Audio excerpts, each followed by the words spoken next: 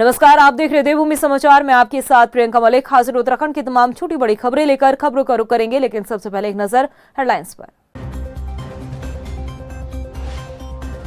उत्तराखंड में जल्द लागू हो सकता है uniform civil code, CM Dhami ने दिए संकेत। जनवरी में बुलाया जाएगा विधानसभा का विशेष सत्र।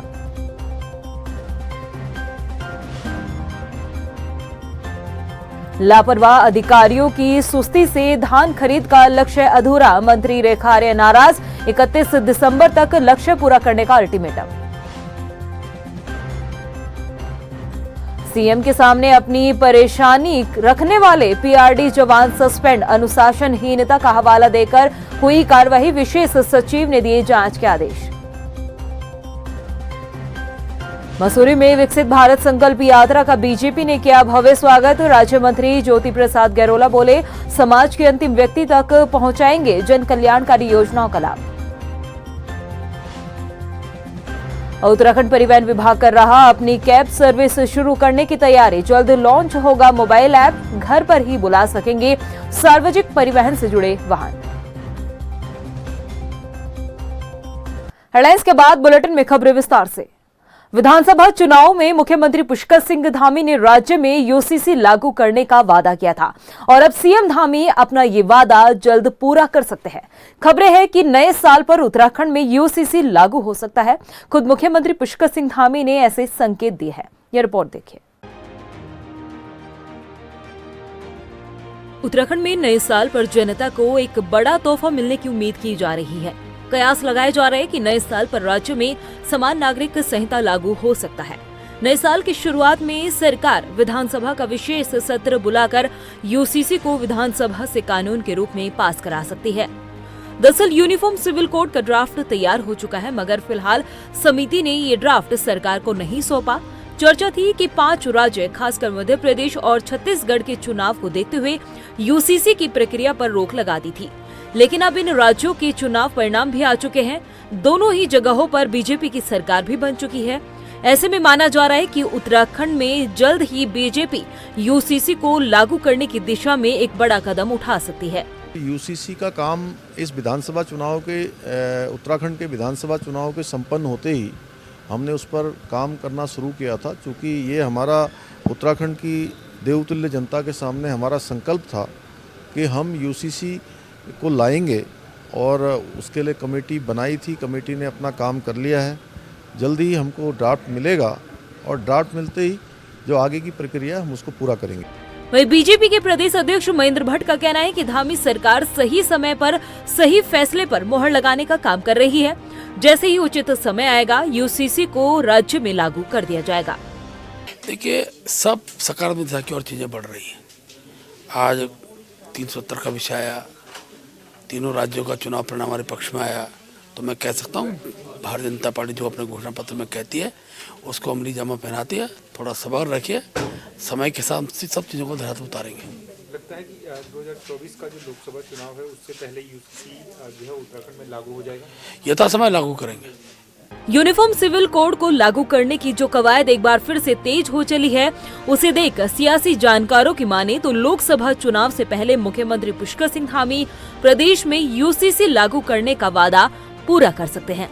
वहीं खाद्य मंत्री रेखारे ने धान खरीद का लक्ष्य पूरा न होने पर खाद्य विभाग की समीक्षा बैठक के दौरान अधिकारियों पर नाराजगी जताई है। दरअसल केंद्र सरकार ने राज्य को धान खरीद के लिए लगभग 8,30,000 मीट्रिक टन का लक्ष्य दिया था, लेकिन विभाग अब इस लक्ष्य से अभी भी दूर है, जिसके चलते अधिकारियों को 31 दिसंबर तक लक्ष्य हासिल करने के निर्देश दिए गए।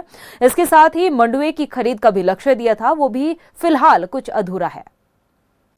देखिए, अभी तक धान क्रय को लेकर किस प्रकार की जो क्रय केंद्रों के द्वारा जो उनको लक्ष्य दिए गए थे, डिपार्टमेंट ने दिए थे, उसमें क्या प्रगति हुई इसकी समीक्षा, प्लस जो मंडवा खरीद को लेकर जो लक्ष्य दिया गया था उसकी प्रगति, ये दोनों ही प्रगतियों को देखने के लिए आज बैठक बुलाई गई थी। मसूरी पहुंची विकसित भारत संकल्प यात्रा का बीजेपी कार्यकर्ताओं ने भव्य स्वागत किया। इस दौरान राज्य मंत्री ज्योति प्रसाद गैरोला ने केंद्र और राज्य सरकार द्वारा चलाई जा रही जन कल्याणकारी योजनाओं के बारे में बताया। इसके साथ ही विभागों की तरफ से जो स्टॉल लगाए गए वहां पर भी लोगों को सरकारी योजनाओं के बारे में जानकारी दी गई। इसके अलावा कार्यक्रम में सरकारी योजनाओं का लाभ लेने वाले लाभार्थियों को सम्मानित भी किया गया। विकसित भारत संकल्प यात्रा प्रधानमंत्री नरेंद्र भाई मोदी जी का ये सपना है कि 2047 तक भारत विकसित राष्ट्रों की श्रेणी में खड़ा हो। 140 करोड़ लोगों का जीवन सहज हो, सरल हो, उनके जीवन में तमाम तरह की जो दुश्वारियाँ हैं वो दूर हों, उसके लिए तमाम प्रकार की योजनाएं जो केंद्र सरकार द्वारा चलाई जा रही हैं। उत्तराखंड परिवहन विभाग गली मोहल्लों तक ऑटो विक्रम पहुंचाने की योजना बना रहा है।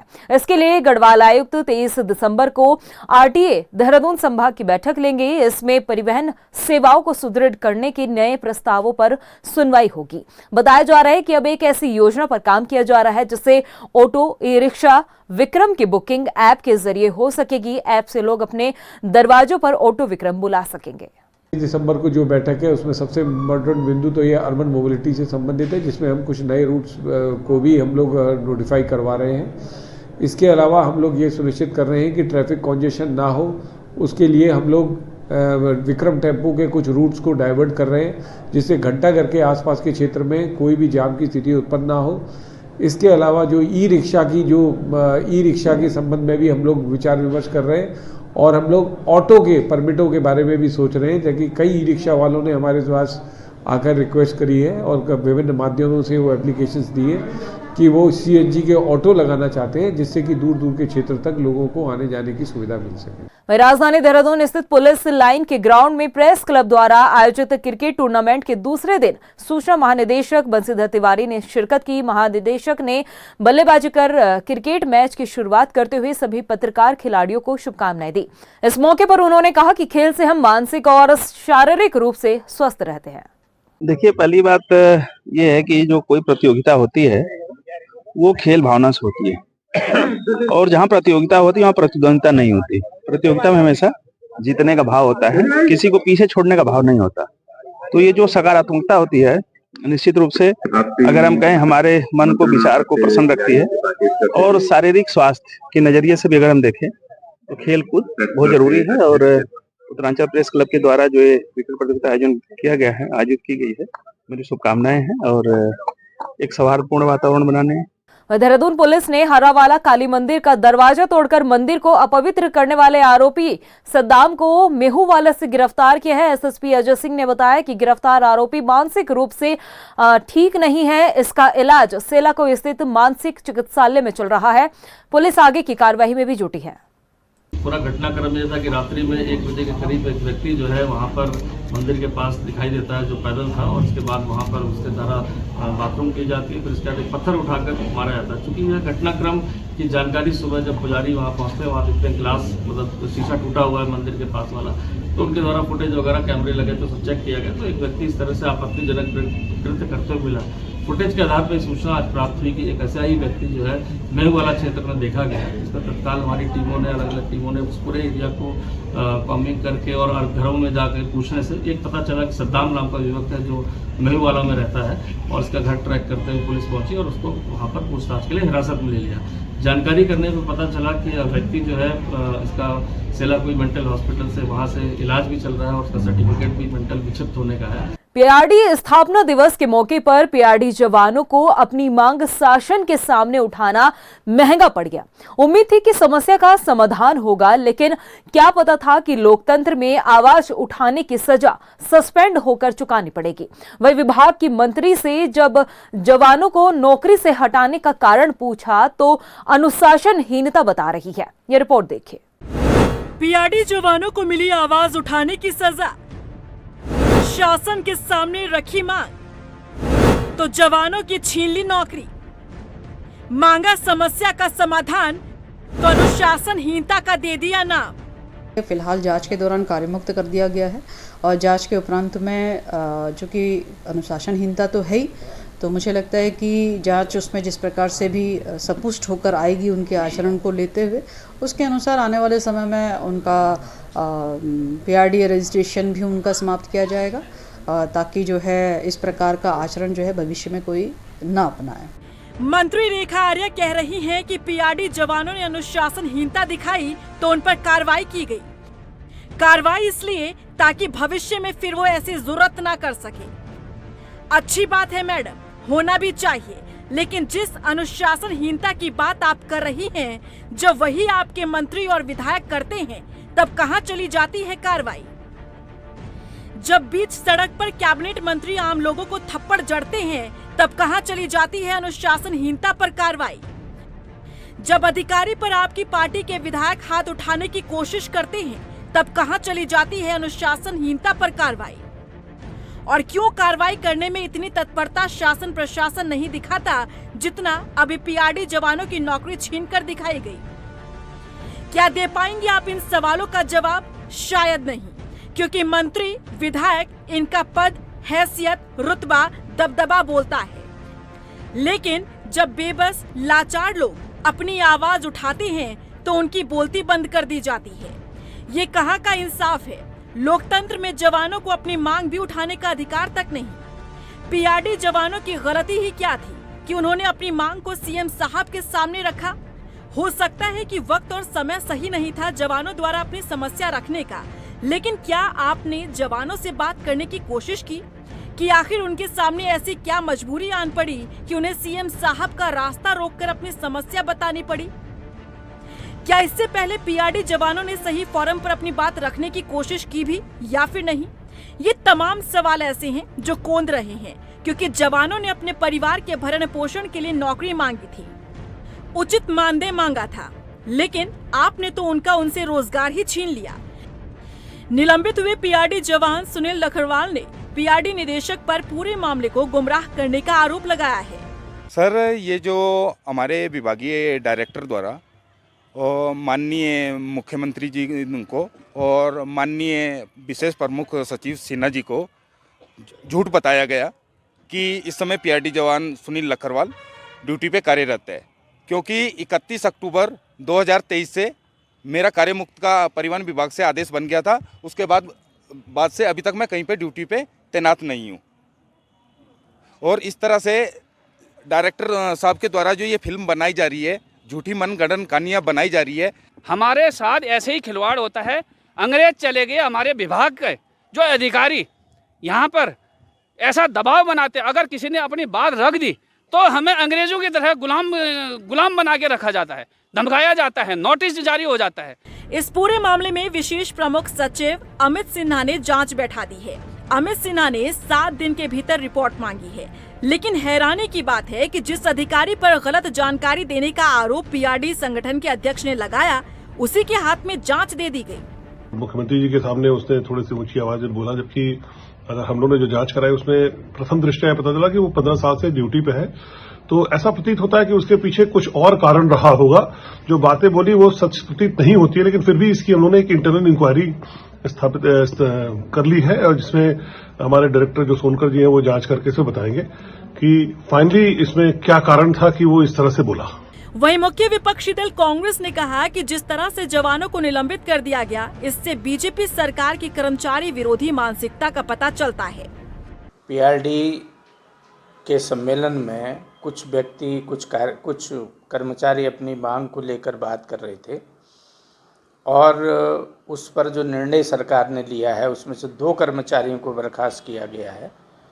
उससे सरकार की कर्मचारी विरोधी मानसिकता झलकती है और सरकार का तानाशाही रवैया, हिटलरशाही रवैया प्रदर्शित होता है। लोकतंत्र में सभी को अपनी आवाज उठाने का अधिकार है, लेकिन जब सीएम के सामने पीआरडी जवानों ने अपनी मांग रखने की कोशिश की तो अनुशासनहीनता बताते हुए उन्हें नौकरी से हटा दिया गया। स्वतः संज्ञान लेते हुए तुरंत कार्रवाई कर दी गई, लेकिन जब मंत्री और विधायक अनुशासनहीनता करे तो सत्ता में बैठे लोग आंखें मूंद लेते हैं। वहीं कुमाऊं मंडल में लगातार हो रहे सड़क हादसों को लेकर कुमाऊं कमिश्नर एक्शन मोड में है। कुमाऊं कमिश्नर ने सभी जिलाधिकारियों से अपने अपने क्षेत्रों में डेंजर पॉइंट चिन्हित करने के साथ ही खस्ता हाल सड़कों को भी गड्ढा मुक्त करने के निर्देश दिए हैं। उन्होंने बताया कि क्षेत्र में हाल फिलहाल में जितने भी सड़क हादसे हुए उनकी मजिस्ट्रेट जांच कराई जा रही है। इसमें जहाँ पे सड़क का फॉल्टी डिजाइन हो या फिर टूट फूट हो। इसमें दो चीज़ें हैं, जहाँ तक फॉल्टी डिज़ाइंस हैं या कोई ब्लैक स्पॉट बन जाता है उसको तो हम लोग हटाते ही हैं देर सवेर। अभी ऐसा कोई ब्लैक स्पॉट नहीं है जिस पे काम ना हुआ हो, टेम्पररी या परमानेंट। कुछ तो परमानेंटली हट गए हैं, कुछ ऐसे हैं जिसमें दीर्घकालिक वर्क्स हैं, नहीं कर सकते तत्काल, और पे टेम्पररी काम हो गए। अब कोई नया ब्लैक स्पॉट इमर्ज करता है तो उस पर अलग से कार्रवाई होती है। दिनेश्वर में अनुसूचित जाति आयोग के अध्यक्ष अरुण हलदार के दौरे को लेकर तैयारियां चल रही है। भाजपा कार्यकर्ता खुदीराम बोस स्टेडियम में कार्यक्रम का आयोजन करेंगे। इस कार्यक्रम के जरिए बंगाली समाज खुद को अनुसूचित जाति का दर्जा देने की मांग को भी उठाएंगे। अनुसूचित जाति का दर्जा मिले, इस संबंध में बृहद बैठक किया गया है। हमारे जो पूर्वज थे यहाँ बसने सन 52 में यहाँ के बसे थे, उसके बाद से अनुसूचित जाति के लिए संघर्ष करते रहे हैं। पूरे भारतवर्ष में हमारे बंगालियों के साथ द्वयम दर्जे का व्यवहार हुआ है। जो हम भारतीय जनता पार्टी के लोग हैं, और कहीं ना कहीं जो श्यामा प्रसाद मुखर्जी का एक वाणी था कि एक देश एक निशान और एक संविधान होना चाहिए, जिसके तहत जो है अब 8 राज्यों में हमारे जातियों को जो है बंगाली जातियों को अनुसूचित जाति का दर्जा मिला हुआ।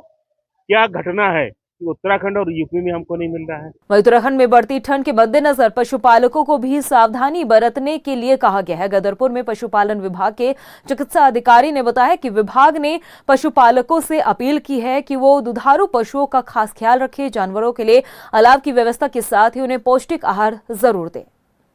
जी बिल्कुल, ठंड एवं शीतलहर के प्रकोप से पशुओं को बचाने की ज़रूरत है। इस संबंध में जिला आपदा प्राधिकरण जो कि माननीय जिलाधिकारी के अध्यक्षता में उसकी मीटिंग में भी इसमें अपील जारी की गई है। और पशुपालन विभाग अपने सभी पशुपालकों से बार बार लगातार ये अपील जारी करता है कि अभी ठंड का प्रकोप शुरू हो चुका है और आने वाले समय में मध्य दिसंबर से मध्य जनवरी तक शीतलहर और ठंड का अत्यधिक प्रकोप होगा। उसमें अपने पशुओं को बचा के रखें, उन्हें खुले में न छोड़ें। प्रदेश की खबरों में इतना ही, फिर हाजिर होंगे कुछ खास खबरों के साथ। तब तक के लिए मुझे दे इजाजत, नमस्कार। उत्तराखंड में जल्द लागू हो सकता है uniform civil code, CM Dhami ने दिए संकेत। जनवरी में बुलाया जाएगा विधानसभा का विशेष सत्र।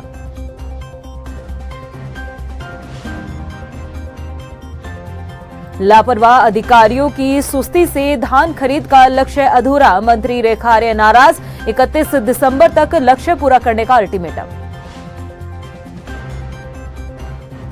सीएम के सामने अपनी परेशानी रखने वाले पीआरडी जवान सस्पेंड, अनुशासनहीनता का हवाला देकर हुई कार्रवाई, विशेष सचिव ने दिए जांच के आदेश।